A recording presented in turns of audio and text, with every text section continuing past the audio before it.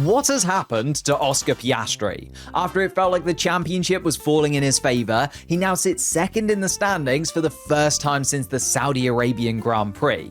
How has a season that started so strong turned into collisions, confusion, and disappointing performances? Let's look at what's happened to Oscar since the summer break, the problem he now has ahead of himself, and if Oscar Piastri is still capable of winning his first Formula One championship. The Mexican Grand Prix saw the championship lead finally fall from the hands of Oscar Piastri 15 race weekends after he took the championship lead from his teammate in Saudi Arabia at round 5 of the season. And it shouldn't be forgotten how good he was at the start of the season. He was on fire.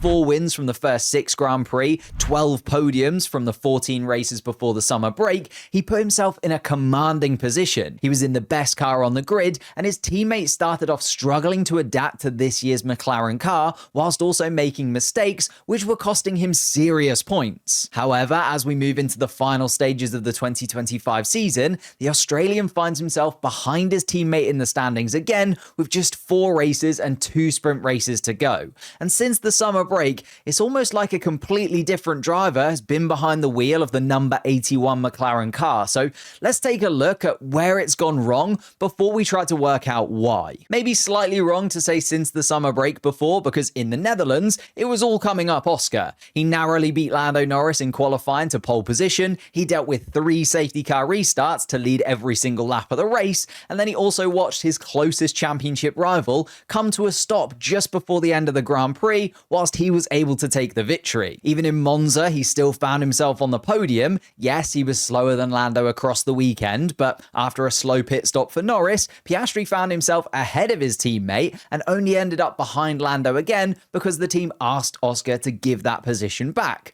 which he did, even if now he probably wishes that he didn't. But looking at a first and third place finish from the 2 races post-summer break, it's not a bad return. It's in line with his form prior to the break and still saw him as the comfortable favourite to win the championship.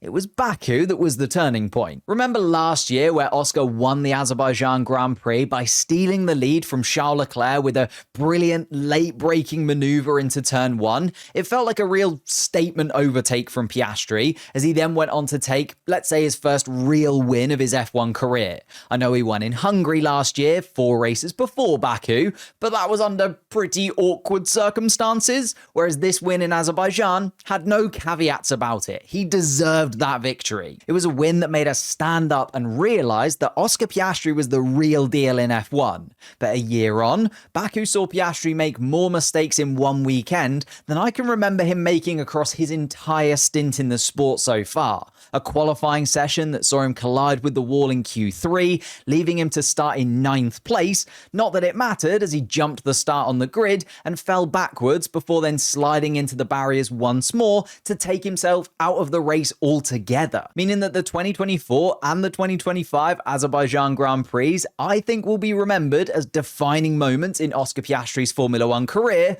but both for very different reasons. Because since that nightmare weekend in Azerbaijan, he just hasn't been able to get himself back into the podium places. Singapore, he arguably should have been on the podium in terms of pace. Russell was in a league of his own and Mercedes were having one of those weekends. There's nothing he can do about that. But Oscar was in the mix with Max and Lando, actually qualifying ahead of his teammate despite a lack of improvement with his final run in Q3. But at the start of the Grand Prix, he got another wake-up call that this title isn't going to be easy to win. He actually got the jump on Verstappen at the start, although that ended up playing against him because he had no choice but to go to the outside for turn 1, and Lando Norris saw this as his one, possibly only opportunity considering how hard it is to overtake in Singapore, so he darted up the inside and bumped his way ahead of Oscar, which we know he wasn't happy about, and then Oscar's misery was only compiled with a slow pit stop later on in the race, which left him unable to close the gap to Lando and Max ahead. Then in Austin during the sprint,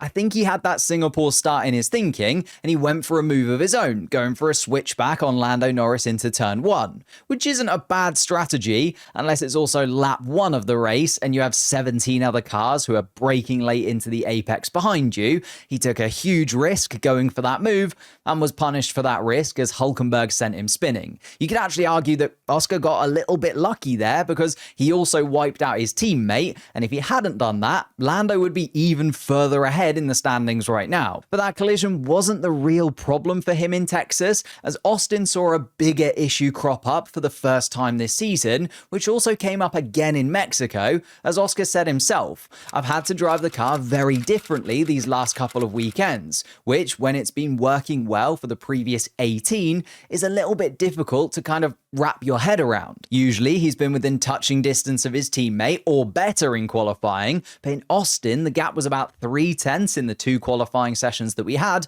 followed up by a gap of just under 6/10 in Mexico. So it's clear to see that he's got a lack of confidence and is kind of uncomfortable inside of that car right now, which I think is way more worrying than the bumps with the barriers or Lando Norris have been. After looking at his most recent results, I think there are 3 things at play as to why Oscar just doesn't look like the Oscar we saw at the start of the year.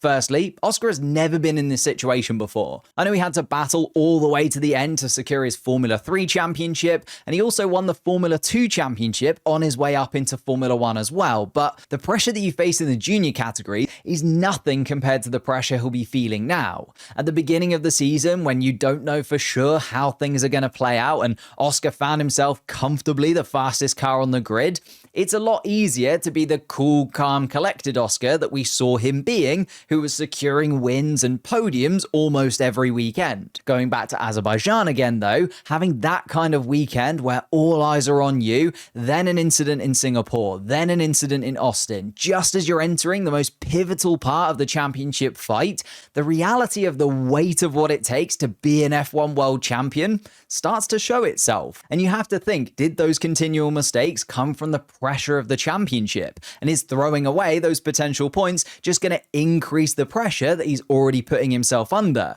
I think so, and it's a vicious cycle. And those mistakes are only compounded and made more obvious to us as viewers because the McLaren car also just doesn't have the cushion of performance that it had over all of the rest of the field at the start of the year, which is the second massive factor that has changed the dynamic of this second half of the season for Oscar Piastri. McLaren, as they keep telling us, are not a one-driver team, so Oscar also has to deal with the team orders and discussions around fairness and papaya rules, and that just takes away energy that he needs to focus on his performances. But alongside that, his teammate isn't his only problem anymore. McLaren stopped developing their car just before the summer break. They took a risk and they thought, well, we've got enough to keep the other cars behind, and considering how big of a gap they had to the rest in the constructor standings, you can understand why they made that decision. But maybe they didn't anticipate that Red Bull would continue to develop, Max Verstappen's car in particular, as dramatically as they have been, especially as the 2026 regulation change that all of the teams are also having to plan around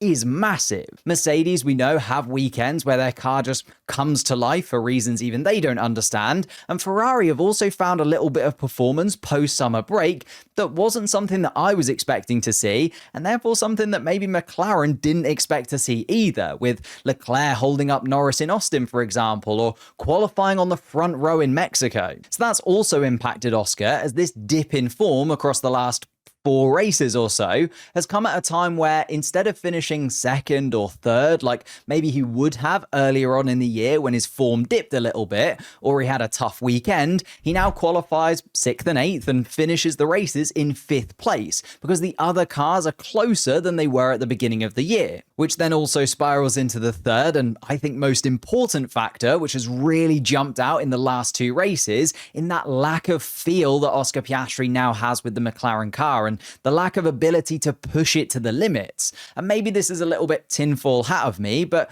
there are some theories around that maybe Lando Norris just isn't sharing as much information with Oscar's side of the garage now that the Constructors' title is sealed for McLaren. If you look at the start of the year again, we did often see Oscar grow into a weekend. His pace on a Friday was a bit hit and miss compared to Lando, who often came out of the gates quicker. But as we progressed through the weekend from Friday into Saturday, Oscar's pace would grow and he would start to hit his stride and would be able to then match Lando Norris or even do better than Lando Lando Norris when it actually counted. But now Norris clearly has adapted to the car better as it's changed into this second half of the season. He is by far and away the in-form McLaren driver. I mean, Mexico last time out was arguably Lando's best performance, not just of the season, but maybe even in F1 overall. He was sublime and nobody was anywhere near him. It could just be a coincidence that the gap between Lando and Oscar has been at its biggest for the entire season since the team sealed the constructor standings in Singapore, and maybe Oscar did just have 2 races where he lost his grip on the car and he'll bounce back. But I think it's interesting to think that Norris may just have a little secret up his sleeve that he isn't being overly vocal about at McLaren. Like, if I was in Lando Norris's position, I'd do the same thing. Whatever the case may be, though, Oscar needs a weekend where he can get back on top of this car again, and a session where he can build some confidence inside of that McLaren so he's able to get the lap time that he had in race weekends before Austin. Unfortunately, though, it doesn't look like he's going to have an easy race weekend anytime soon to get that confidence back, as this part of the season was also tough for Piastri last year. Here are Oscar's results in the races after Azerbaijan in 2024, which are exactly the same races we're heading into now. Brazil, he finished P8, although that was wet. Vegas, P7. Qatar was the only real positive weekend for Piastri in the final 4 races of last season. And then in Abu Dhabi, he was hit by Max Verstappen, finishing P10 after starting P2. So it's difficult to really judge that one. Don't get me wrong, I don't think just because he had a tough end to the season last year, it's destined to repeat itself, or that this season is completely over for Piastri. With 4 races and 2 sprint races still to go, there are 116 points still on the table for Oscar, and he's only a single point behind his teammate Lando Norris. But he is now the chasing teammate, and he's in a spot for the first time in a while where he needs to improve, and quickly, under the pressure of a championship battle, the likes of which he has never been in before. But I'd love to know your thoughts in the comments down below. Do you think that Oscar Piastri can catch himself from this fall and keep himself in the title race? Whilst you're down there, hit the like button, the subscribe button. Thank you so much to all of the channel members for all of your support. You are incredible people. And just before you go, why not check out this video here where I analyse how Max Verstappen put himself into a title battle that was supposed to be between the 2 McLaren drivers.